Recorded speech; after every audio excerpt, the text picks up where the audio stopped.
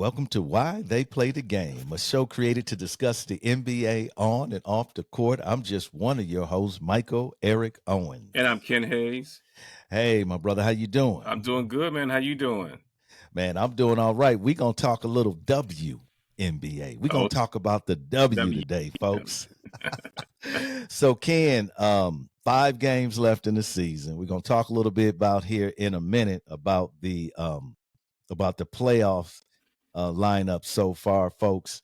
Hit that like, that subscribe, and that notification button. And make sure you do that because we got a lot of people listening. We just don't have a lot of people subscribed. So those help our numbers.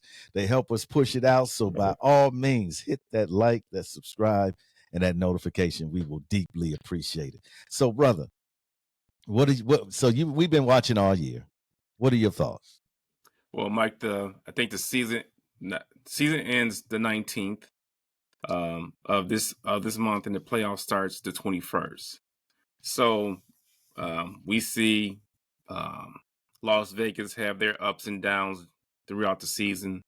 We've seen Angel Reese and Caitlin Clark just do wonders as far as rookies are concerned. I think what people are not talking about is the Liberty.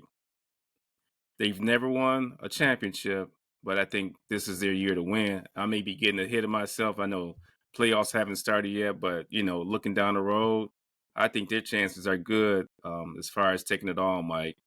The other thing, I think Minnesota, they're a team to really look at as far as getting into the finals. But, Las Vegas, they're a true champion. They're not gonna give it up, as people think they are. But I still think, as far as what I can see, I think the Liberty, New York Liberty, that squad has a great chance of winning the title this year. Yeah, they have been the most consistent. They're in the number one. They got the best record in the league at 29-6 because they did beat the Aces today. But Asia Wilson didn't play. Right. Ankle. So that's concerning because now you approach. Man, listen, it's hard to three-peat. Okay, they've won it the last couple of years. Ken, it's hard to three-peat, man. I mean, it's hard to go back to back in any sport. I don't care, baseball, football, basketball, soccer. It doesn't matter. It's hard to go back to back. And so for me, I'm with you on that, man. I think the Liberty, when we look at the playoff standings, if the playoffs were to start today, we would have the Liberty, Minnesota, you mentioned them, Connecticut, and this is in the order because, they got 12 teams, but only 8 go. And so you got the Liberty, the Minnesota Lynx, the Connecticut Suns, the Aces, Las Vegas, Seattle Storm, Indiana Fever. We can talk about that here in a second with Caitlin Clark, Phoenix Mercury, and now the Sky and the Atlanta Dream, Chicago Sky. They're tied at 12 and 22 each. And we know Angel Reese just went down with a season-ending injury. And so, man, I mean, she's such a big part of their success with her double-doubles, breaking the all-time double-doubles for a year. She's a big part of what they do, from rebounding to defense, to scoring. And I don't know in these last 5 remaining games if they have enough to actually get in the playoffs. It's going to be tough. I think you mentioned Atlanta. They have drastically improved from last year, and I think they're just really hungry to make the playoffs. I'll put it that way. They have a good fan base, but I think Atlanta may get that last spot, Mike. Well, whoever gets that last spot, let me just be clear on one thing. You're going home quickly. Oh, yeah. Because you're going to run up on the Liberty. You're going to run up on the most consistent team. You're going to run up on Brianna.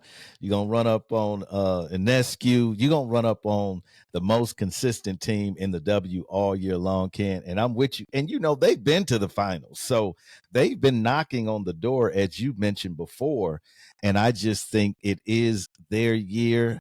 Chelsea Gray came back this year for the Las Vegas Aces, but she doesn't look like she's 100% back yet, coming off that major injury.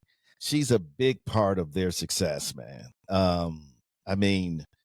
I just think that's a typical, mountain to climb, 3 in a row. I mean, Right. you in beast mode when you do 3 in a row. You talking dynasty. You talking, you're netching yourself in the history books as one of the greatest teams of all time if you get it. I mean, Kelsey Plum, she had 25 today, Yeah. so she stepped up, But Mike, let me say this real quick. I think with them going back to back, when you let's just say win a championship, you got to play. Let's just say you're playing these extra games, and I think that the Aces, they're just, let's just say, wearing down from going back to back. I mean, that's a tough road to climb.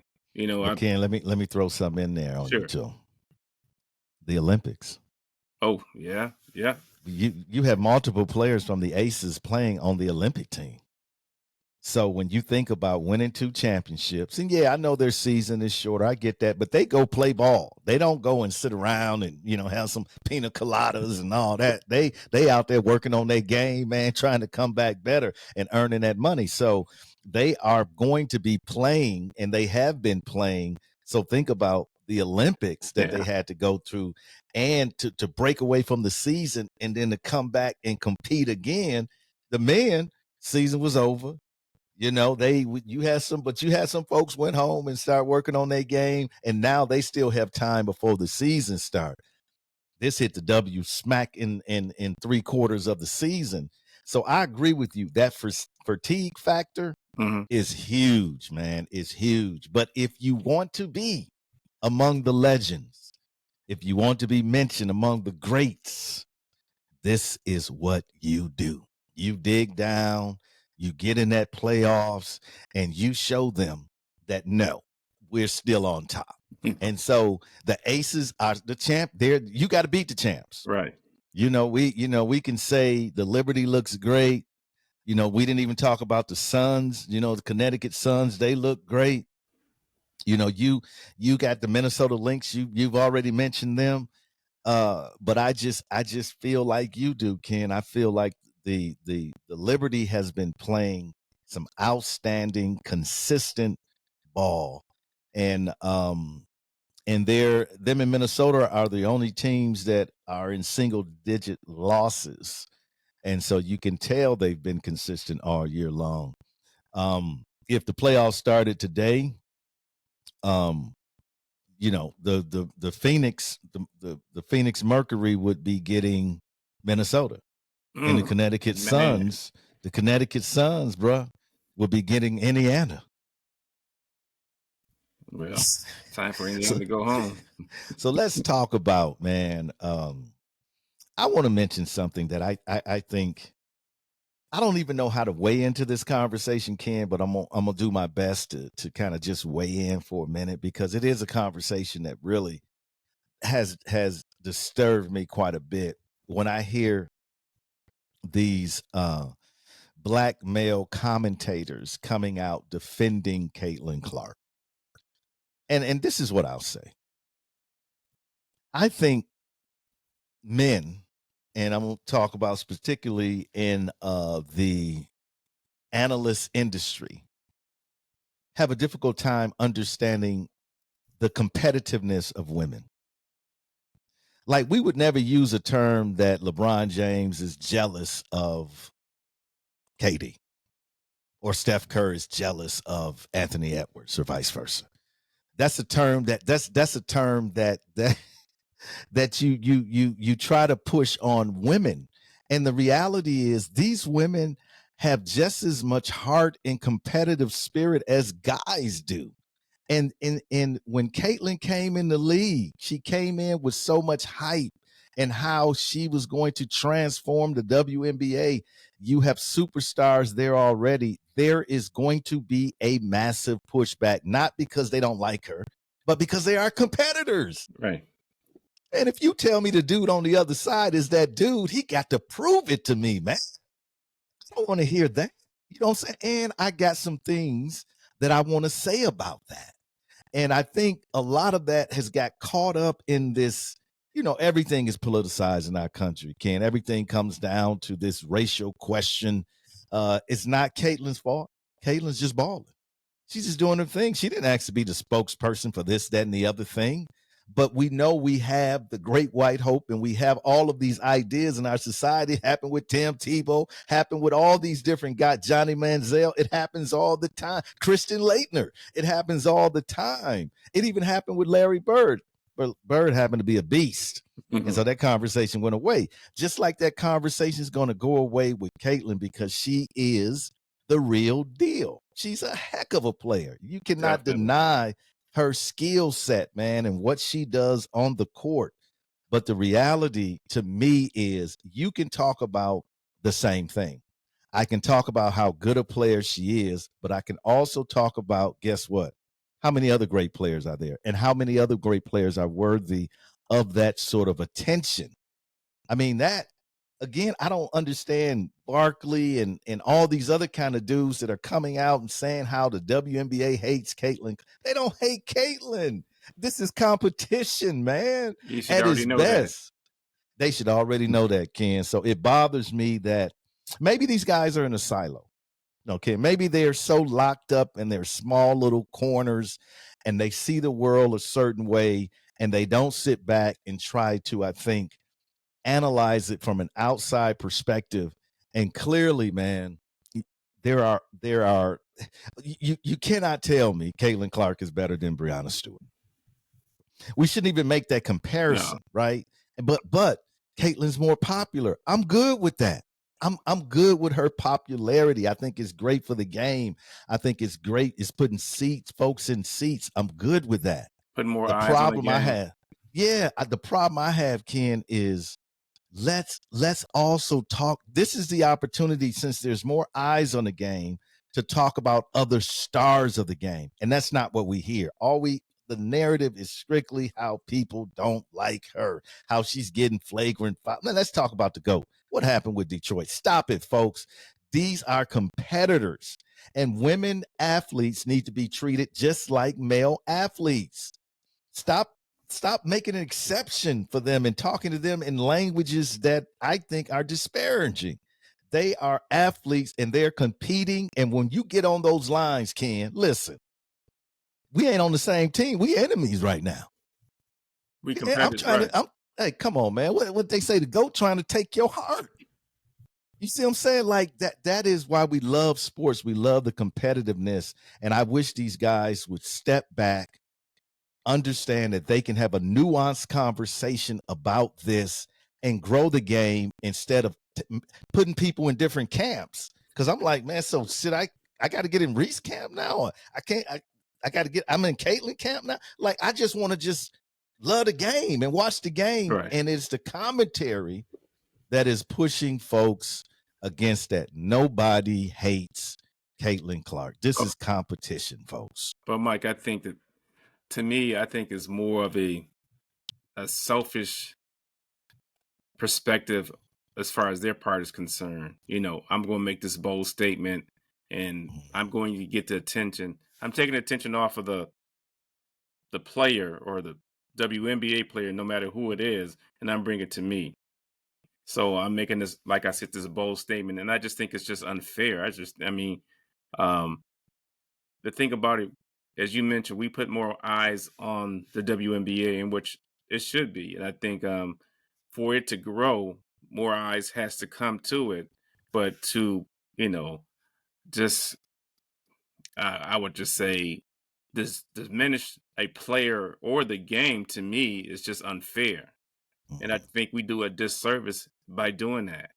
And then, once that gets out, let's just say in the airways, uh, some people may say, nah, I don't think I want to be bothered with that, or this is just something I don't want to watch or participate in. So it's That just, it's Ken, crazy. that's the point. That's the point. You will turn fans off because fans are looking to watch the game, but you're saying that for some reason, in other words, you have to either be in love with Caitlin or you got to despise her. This ain't got nothing to do with Caitlin Clark. Caitlin's just out there balling, bro. Right. This is the media's narrative. And I think it hurts the game because Caitlin Clark herself, let me say this clearly. One athlete can bring attention to the game. It takes multiple athletes to grow the game. Oh, definitely. Okay. Mike brought tension. Mike international the game. But you know what? When you go overseas, you see Bird's jersey. You see Curry's jersey. You see they're just not loving one player. Right. And the You're media is pushing pushing this narrative, man. And I just think it's dangerous because in the long run, if we don't start talking about the Asher Wilsons, if we don't talk about the Breonna Stewarts and the others in this league, if we don't do that, we will not grow the game. And it's also a disservice to those women that have built the foundation for this great game to grow. Yeah, I agree with So that's totally. Ken, I just had to get that off my chest, man. I've been hearing these people talk, man, and I'm just like, dude, really? You can't, I don't know, bro. I do have a private school education, though. Ken, that's what I was gonna say, Ken. You know what I'm talking about. We do have a private school education. Nothing against public schools. I don't want folks to be coming after me now saying Mike say public schools jacked up. That's not what I'm saying, brother. That's not what I'm saying. I'm just saying we got a private school education. For whatever that means, it means. So, Ken, how do you think Indiana's gonna do? Because the second half of the season, they are one of the best teams in the league, bar none, man. So how do you think with this momentum, how do you think they're going to do in the playoff? Mike, even with, they've been playing outstanding this second half of the season, but coming into the playoffs your first time, I think they'll just get swept out the playoffs the first round. I mean, don't get me wrong. Season has been, I would say, successful for them, but the playoffs is a different animal. So I just think playoff time, that first round, okay, nice try, but come back next year and see what you can do.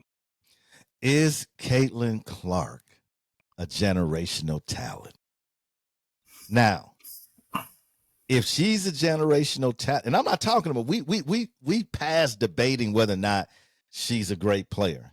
I might even be past debating whether if she plays 10, 15 years, she's going to be on the Mount Rushmore of the W. I would not argue somebody against that looking at her potential, but I'm talking about generational talent. That's what I'm talking about.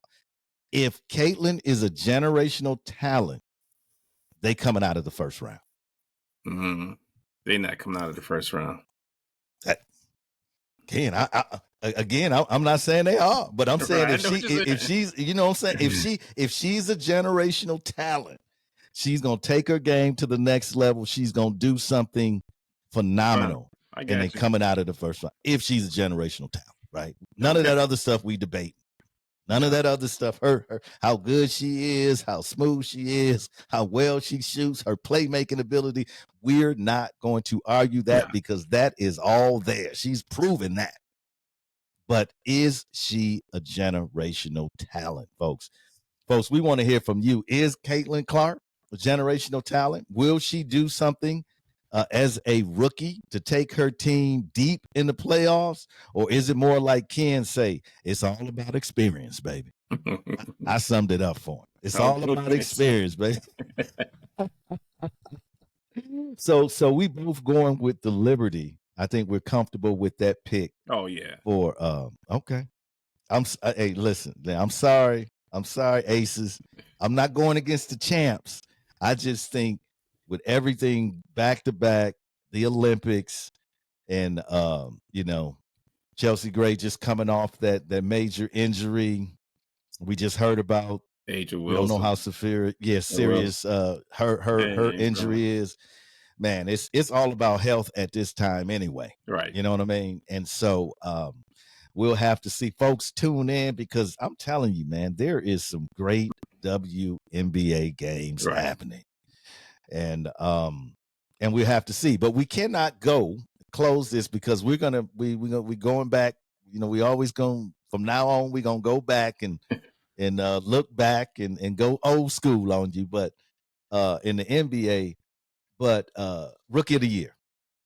Do you think there's even a It's not even debate? close. It's not. Yeah. I mean, with Reese going out for the season with their wrist, it's not even a question that Caitlin Clark will be rookie of the year. So. Yeah, and Ken, I think even if Angel had stayed in, and Angel has had a heck of a year. Tell me about it. She has her rookie year is worthy of the rookie of year award. Oh, no definitely. doubt. No doubt. It just happens to be Caitlin Clark. And Caitlin has, you know, and Caitlin is in a better position to shine too, being the point guard, having the possession of the ball the majority of the time, being the decision maker. So there's going to be more opportunities, not just for her to score, but for her to assist. And so I think while she is in a better position, she has taken full advantage of that. And I'm like you. I don't think there is any discussion over who is going to be rookie of the year. And they shouldn't be. And I know there's people making arguments. I get that. And again, Angel has had a phenomenal season.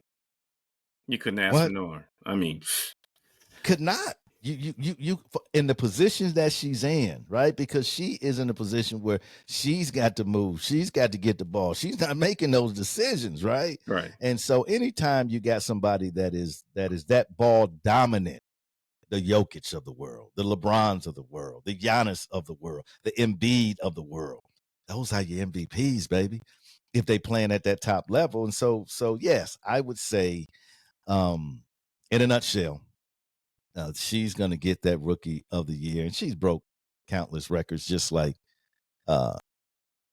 Angel has, Ken. So let's get to and see this particular person we're bringing up now, and I want to maybe give a little background on Mahmoud Abdul-Rauf, this brother out of LSU.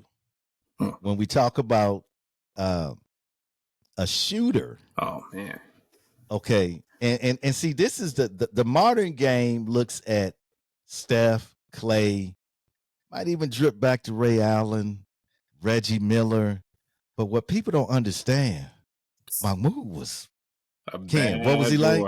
Man, and you know, we found this clip that we want to show. This is a clip now. So you can see his gray hair. So you can see he's an older man. But we just want to give you a taste of what he looks like now. Young people, to understand what this man was back in the day. Ken, what type of basketball player was he? Man, the thing about it was a point that, you know, if you could put a hand in his face, it didn't make a difference. I mean, as far as 3-pointers, automatic. And it had a handle, could come off the screen, get it, and just shoot it, and it was buckets. And I tell you, Mike, he was a Steph Curry before, you know, Steph Curry came into the league. It was, you know, say it, man. This okay. And I think he shot ahead, like 90% from the free throw line or better. Man, he was just automatic. As Prince said, AUT automatic. Absolutely. And Ken, for a couple years, he shot almost 40% from the 3-point. Man, and think about it. That was the time too where he was only taking 5 or 6 threes a game. He was not, back in those days, you were not taking, as Steph was taking 10 threes a game. No. Listen, if Rauf had been able to take 10 threes a game, let's take a look just right quick, folks. This is the big three, and this is him playing. Take a look at the rosters for both of these squads. And, Steven Jackson, he was basically the big three player of the week, had 28 last week. Mad World run. Get ready. He's number 7, folks. Here's Mahmoud off the glass. Inside-out hesitation, and then he's already had a game winner. You see the gray? Right. See the gray, Ken? This year. What you say he was at the line, Ken? Better than 90. Oh. That offensive possession. Watch this. Thank you. Too late at any moment to get out there. All he needs is a little bit of space. Lead is 3. And now the three-headed monster can tie it with a 3. Too much space. Oh, we must have had a okay. Just like that, we're all tied up. Yeah, 5-point play. I mean, unnecessary foul, and now the switch on the pick and roll, you don't come out. Mahmoud makes you pay for it. Come out to Oracle. Stay down. Twintail Wood, the kick out to Mahmoud. Yes. And stop. He's got 14. Mahmoud Abdul-Raul is warming up. Damn. He ain't done yet. Here's Mahmoud. Too much space. 1-point lead for the killer threes. You're talking about a quick trigger. Find honest. Jackson. Fade away. Short. Woods has the board. You know where they going. They get it to Mahmoud. They attack them now. The height, the lack of becomes disadvantage for Mahmoud. No, it's over. Man. Abdul-Rauf has done it again, and the three-headed monsters remain Oh man. Again, that's it. Listen, folks, that's not unique for his game. Okay, No. that's the way he played when he was in the NBA. Ken, he's had over 20 games where he scored over 30 points. His highest game was 51, and he was 6'1". Okay, he was not a big guy. And again, let's go back for a moment. Michael Jordan was the only one that had skills. All right.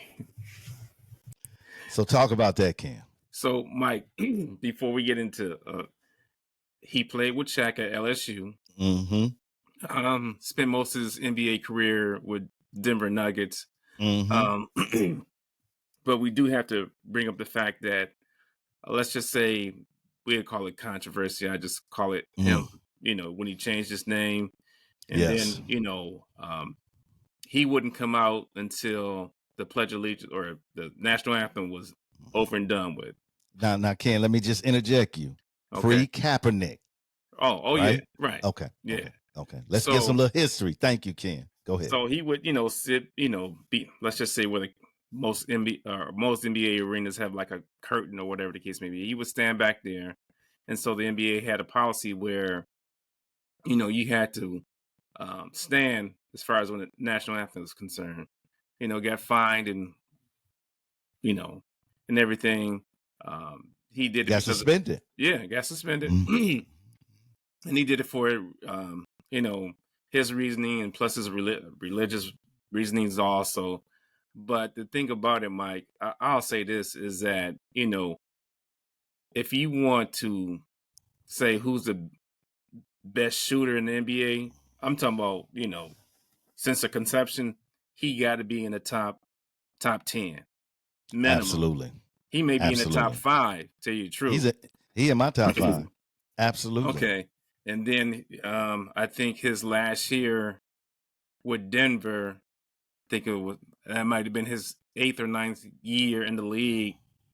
Got suspended, got traded to Sacramento, and then Sacramento did his playing time got cut because of what he believed in, and he said, "I'm standing by this."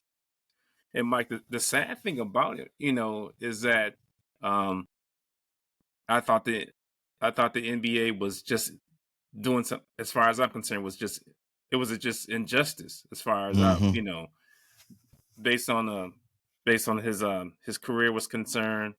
And the thing about it right now, if you talk to him, and he's done a documentary on Showtime, he said, I would do the same thing. He said, I wouldn't change anything, even though my career was cut short. Didn't nobody want to pick him up, and he lost millions of dollars. Millions. So Mahmoud is a real dude, man. I mean, he's a real cat. I remember when that was happening, Ken, when he finally decided to come out and he just kind of put his hands, and put his head down when the national anthem was being played, and there was no tolerance. And we seen what happened to Kaepernick. He was before Kaepernick. Kaepernick's career got messed up. His career got messed up simply because of his beliefs associated with the flag, associated with the national anthem, and he paid a price for that. He would have had his career would have been amazing because he was an amazing, not just athlete, but person. And it's sad to see how the NBA did him, let's just put it in the vernacular, dirty. But Mike, let me mention this also. In 2001, he was building a house for his parents in Mississippi. They didn't find out who did it, but they classified as arson. But it later came out that the Klan burnt his house down. Yeah, exactly. Wow. So wow. And the thing about it, Mike, is that he had death threats.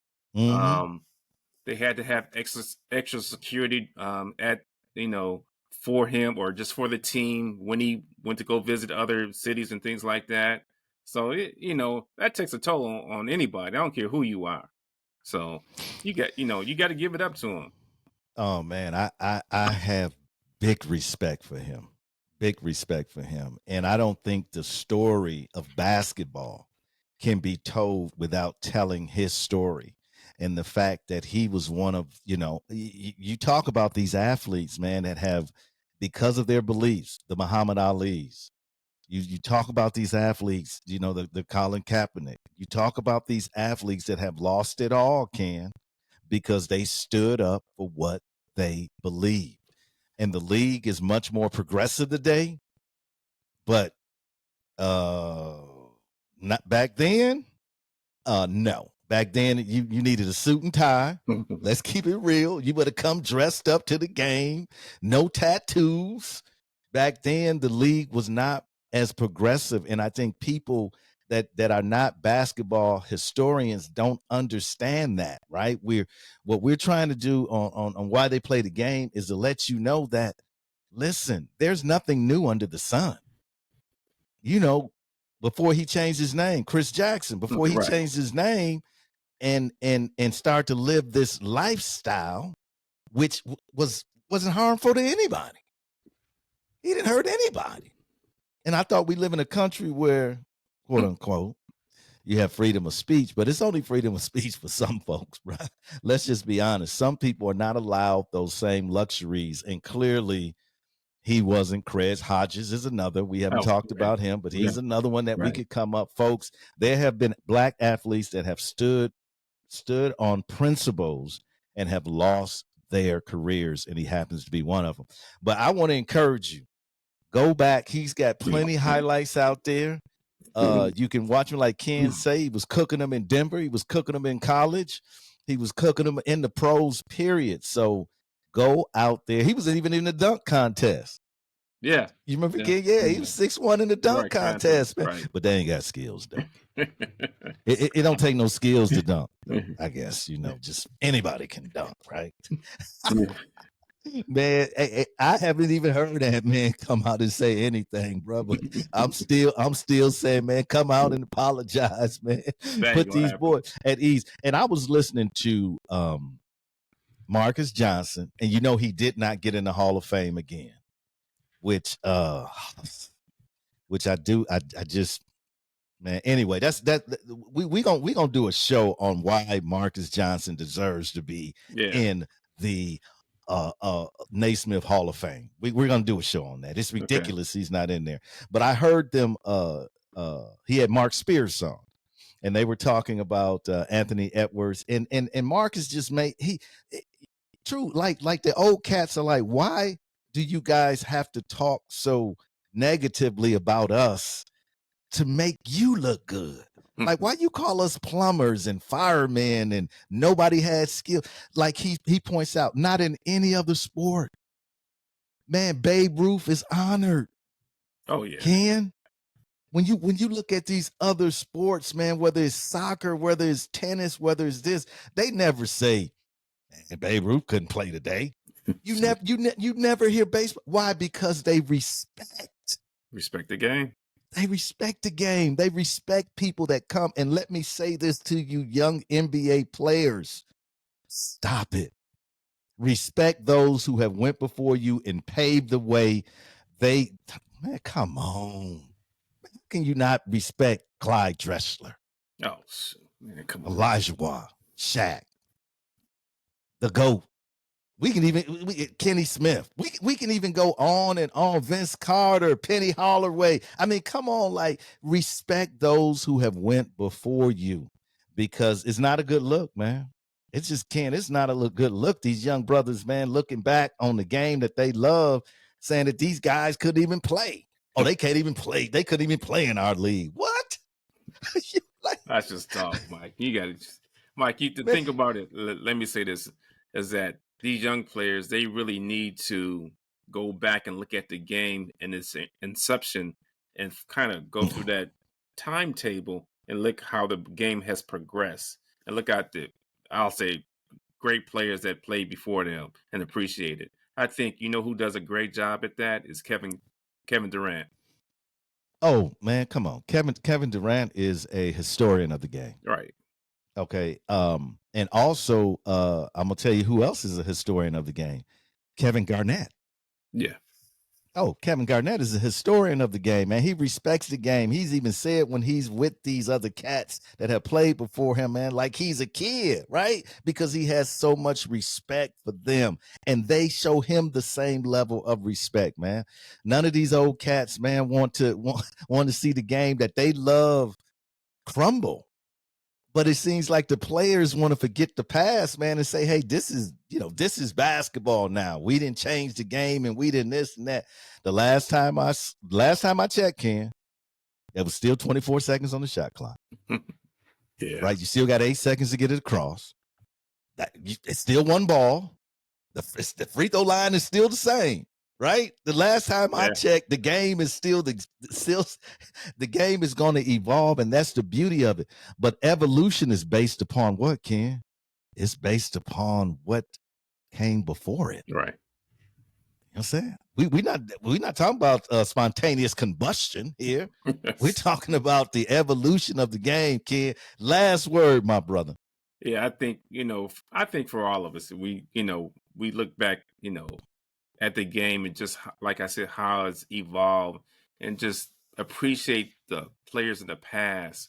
And the thing about it, they were not making that much money during the season. I mean, they struggled.